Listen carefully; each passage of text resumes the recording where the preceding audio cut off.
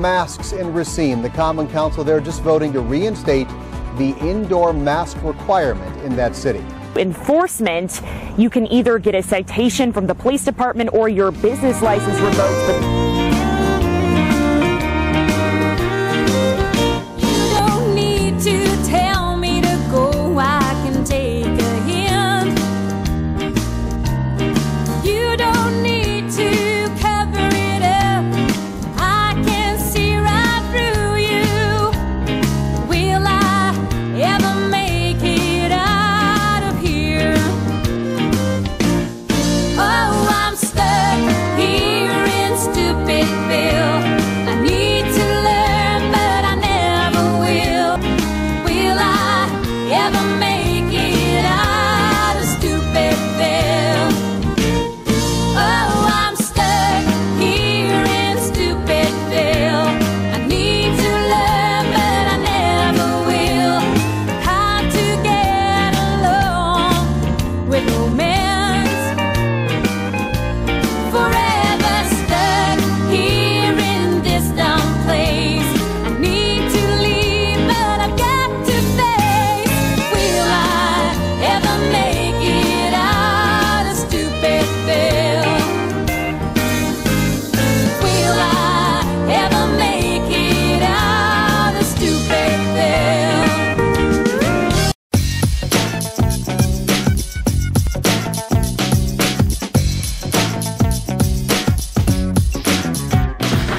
Well, good morning. Welcome back to Talking Racine. Are you really there?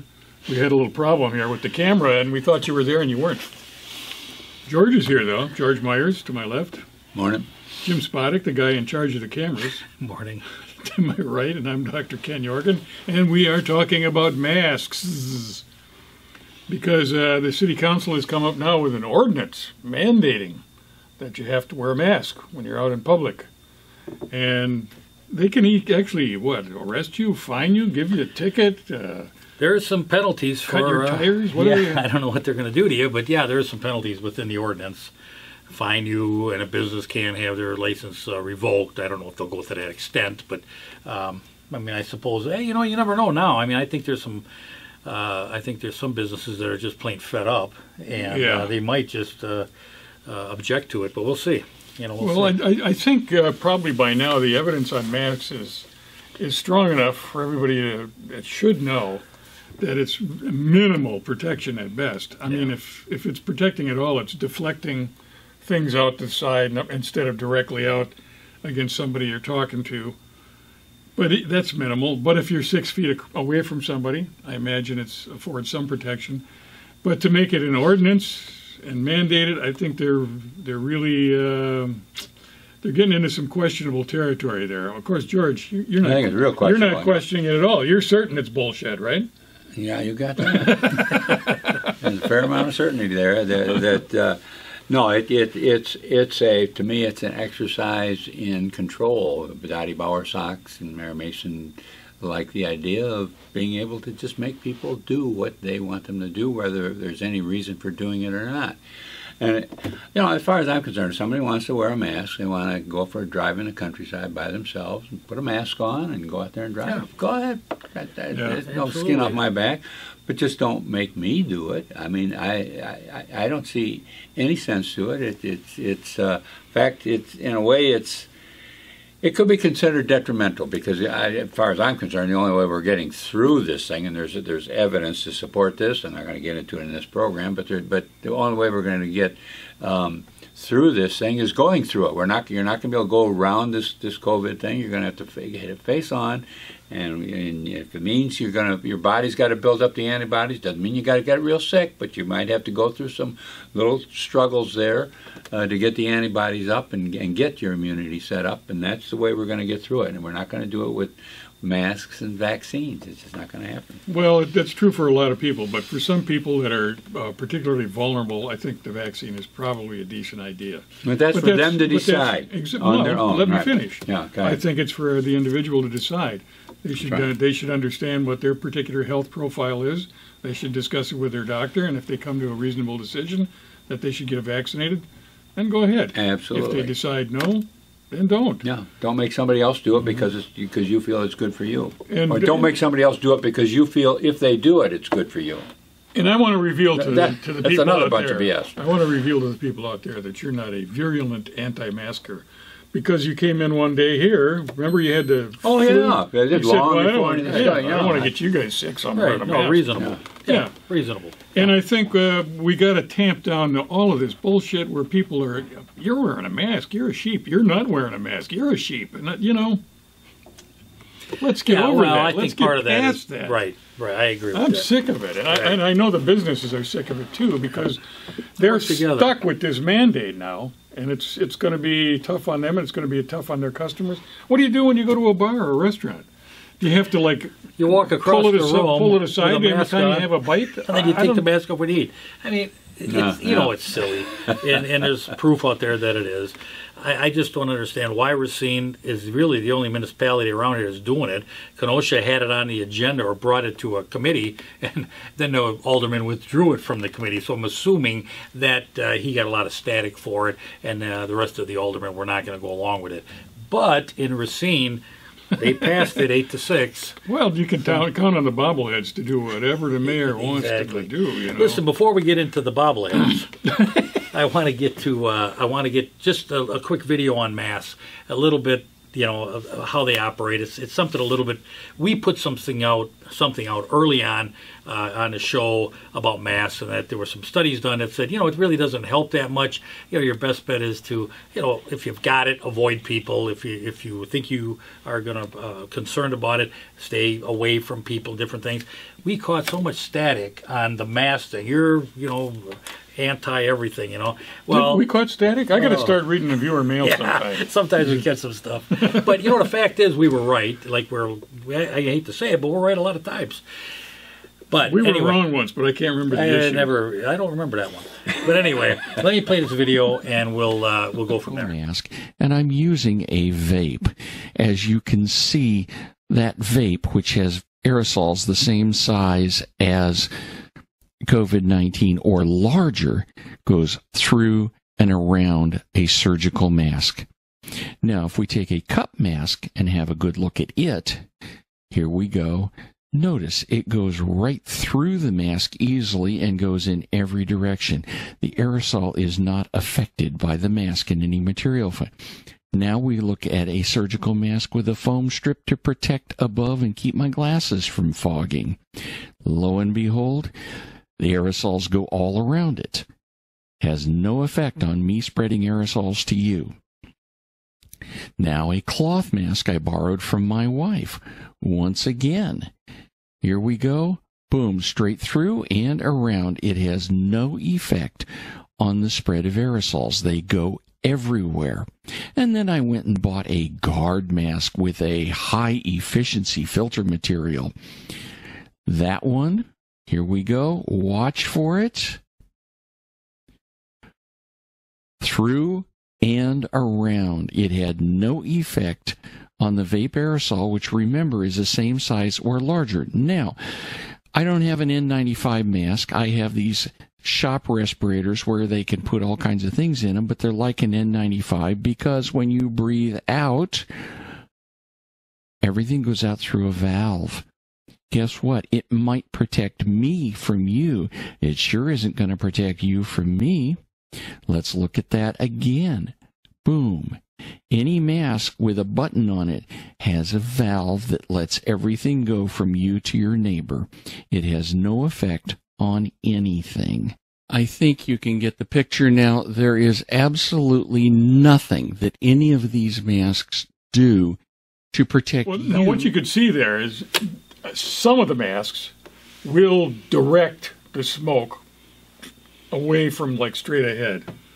So if you're 6 feet away, and I'm wearing, I guess it was the surgical mask that was... Yeah, that would seem to be the best. Deflecting it out. Up and around the head. If you're 6 feet away and I'm wearing a mask, it's not going to come directly at you, but it's still going to go into the room. So the social distancing is at least as important as the mask, and the mask, for the most part, especially the majority of them, really don't do squat. Cloth masks are absolutely worthless. Yeah. Yeah. I think, if anything, it keeps people mindful of the idea that there's an infection floating around and you should be careful. And to me, that's part of the antisocial aspect of it. Instead of just enjoying the person that's there and having fun when you go out with a group, we all have to keep in mind that, ooh, it's dangerous here. Hey, there's some people I enjoy more when they're wearing a mask. I don't know if you've ever experienced that, but you know. But I'm generally not hanging around with them either. I'm generally a lot more than social distance from them. But I just want to kind of go through this a little bit with the aldermen. You know, we had, you know, it's. You can almost tell how the mayor has kind of had this. I guess you'd call it a group that would just automatically side with him. I don't care what he proposed, but you know, and I'll tell you, I went through the Common Council and I watched the Zoom video that they did, and when they did this, and I got to tell you, when you talk about Stupidville, I mean, that's how it came about. It was like I couldn't hardly believe what I'm hearing, you know. And they're analyzing this, and they don't really have any facts. And what they're bringing up, and I know that the health director Bauer Sox was throwing that stuff out. They have 41% is vaccinated in the city of Racine, but you know that doesn't guarantee anything because if you're vaccinated, you can get COVID. So. And you know what? Numbers. You know what they never mention? How many people may already have the antibodies? Yeah. And there's never been any statistic I've ever heard that only 41% have got the vaccine. I haven't heard, but 25% of the population has antibodies. I've never heard any statistic like that at all. It's been totally wiped off the thing. But it doesn't fit the parameter, you know, the idea of how they want to push this forward. That's right. That's what makes me think it's political. It is political. I just see the whole thing with the back and forth stuff. I remember when it first came out, and Fauci told everybody the masks are no good. And later on, he admitted that he lied. The reason he told that noble lie, they call it, is because he didn't want people using up the masks that were needed in the healthcare industry. So he just flat out lied. Well, all right, so we started with a lie, and apparently they never ended. They say what they feel will create the effect. There's a lot of feeling out there. In fact, I think we're going to hear that from one of these aldermen. There's a certain effect they want to create by what they're saying, and that's the main thing. What is the perception that I'm creating by this thing that I am saying? I don't think they really have a good understanding of what the hell they're doing. And they think that somehow or another, if people do get COVID, if they haven't taken the necessary precautions, that it's going to be on them that somebody got COVID. And so they come out with these recommendations and ordinances for lack of something better to do, for lack of understanding. And I say when people has that feeling, you know, that's the way I treat my pet. If my pet gets ill, it's on me that I didn't take proper care of this pet. But we're not dealing with pets here. We're dealing with other people. And it's not on me, unless you have this very superior attitude about yourself, that you think you are the one that creates that person's life. But if you're not, if you recognize them as they're creating their own life and they're dealing with their own life, that they have a right to go ahead and do with it what they please. You know, as long as it doesn't do, you know, they haven't got a right to just shoot you because they feel good about it. No, as long as it doesn't affect somebody else and doesn't and directly affect them, then it's up to them. But that's a thread that when I watched that Common Council meeting, the thread was throughout these aldermen was that it's our responsibility to protect you. Yeah, right. You know, that's their mentality that they have. That's you know, they don't understand that. Yeah, you know, there are smart people. There's all kinds of different people in the community, and they're they can handle it themselves. It's okay. And you know, let's bring that's something they need to learn. Yeah, that's something they really do need to learn. And let me just bring up one of them here. Yeah, I want to bring this up so we give a chance to get our point across. I want us to look at this in the scope as to what other municipalities are and have been doing, because that's often a way that we make these decisions. And in our case, a mask requirement is such a basic minimum level of protection. Other cities and entire states are looking at vaccine requirements. They're well beyond mask requirements. So for us to hesitate over a mask requirement, I think we're really behind the ball there. Now, there's a justification for taking away rights. That was a beauty. we're not taking away your rights nearly as much as those other people are taking away your rights. So look at what they're doing over there. So we're just taking these little bit of rights here, right here. So you should be thankful to us that we're not doing what they're doing to you.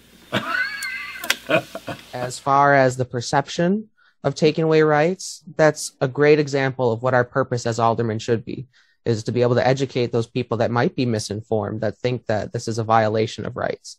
We never want to give the perception that we're taking away, but we also don't want to act on perceptions. We want to act on the science and the legality and reality of our Constitution, to which we swore an oath to. Something like this is constitutionally protected. So for us to waver in our decision-making based on a fear of violating the Constitution, it's not good enough. It's not good enough for us to make that argument when we have a legal team, when we have the ability to call and get advice when we need it.